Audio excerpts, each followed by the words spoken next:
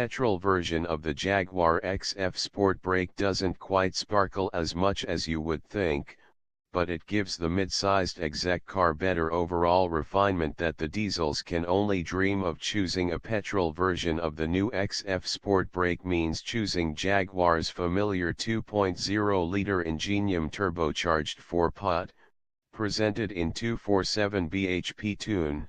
Unlike the Saloon, the Load Luggers S variant comes exclusively with diesel power. It also means the equally familiar 8-speed ZF Auto Box and rear-wheel drive. Although we're testing it in aesthetically bolder R Sport Guise, which carries supplements of 2,400 pounds and 70 kilograms versus its Saloon counterpart, all Sportbrake variants come with firmed-up sports suspension, while adaptive damping is an 820 pounds option that our car forgoes. As well as styling accents inside and out, the R Sport also gets front parking sensors to supplement entry-level kit that includes heated, 8-way electrically adjustable leather front seats, rear parking sensors and an 8.0-inch touchscreen, as well as niceties such as roof rails, self-leveling rear air springs and power tailgate.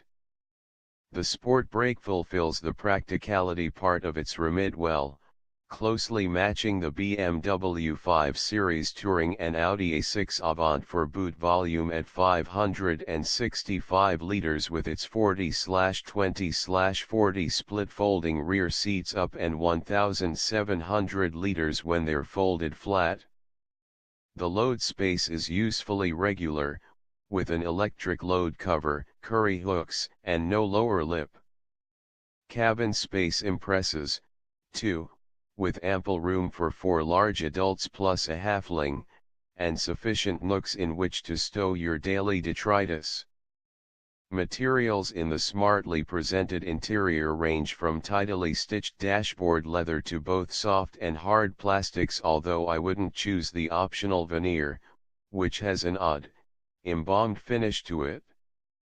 Switchgear doesn't feel quite as robust as that of rivals, but while the optionally upgraded infotainment could do with a manual controller to supplement its 10.2-inch touchscreen, it has lots of features and is pleasingly responsive.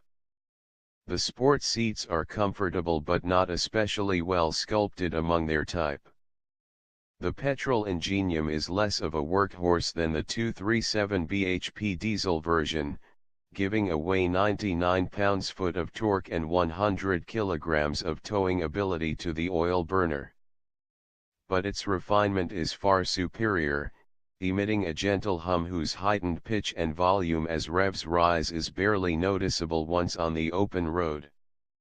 Either dawdling in town or sitting at 2000 rpm at 70 miles per hour, it's both enjoyably hushed and unobtrusively managed by the gearbox, although downshifts can feel a bit lazy even in the torque converter's most responsive setting. Turbo lag is almost as gentle, but that's partly because 247 bhp doesn't seem enough to make the 1,705 kilograms petrol Sportbrake feel that fast anyway. At 6.7 sec, it's 0.4 sec slower to 60 miles per hour than the equivalent Saloon, and although power delivery is steady all the way from 2500 rpm to 6000 rpm, it's never especially keen, while dynamic mode, which also firms the tiller and heightens gearbox mapping, makes the throttle a tad bitey. Deeper potholes brought a thud from the optional 19in alloys, but otherwise the Sportbrake rides well and flows neatly over undulations taken at speed.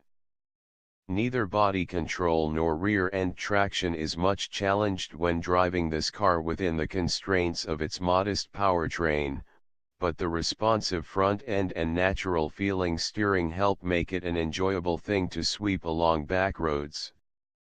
The helm gives decent feedback, too, but could be more settled at a cruise. The Petrol XF Sportbrake is no express wagon but, instead, majors on practicality, comfort, and tidy handling. This makes it all the more of a shame that it isn't going to get 3.0-liter petrol unit found in the Saloon S. Nonetheless, if it is a petrol engine you must have in your wagon, then the Sportbrake is dynamically the best out of its rivals, although the 5 Series Touring is a better all-rounder and has a much more tactile interior.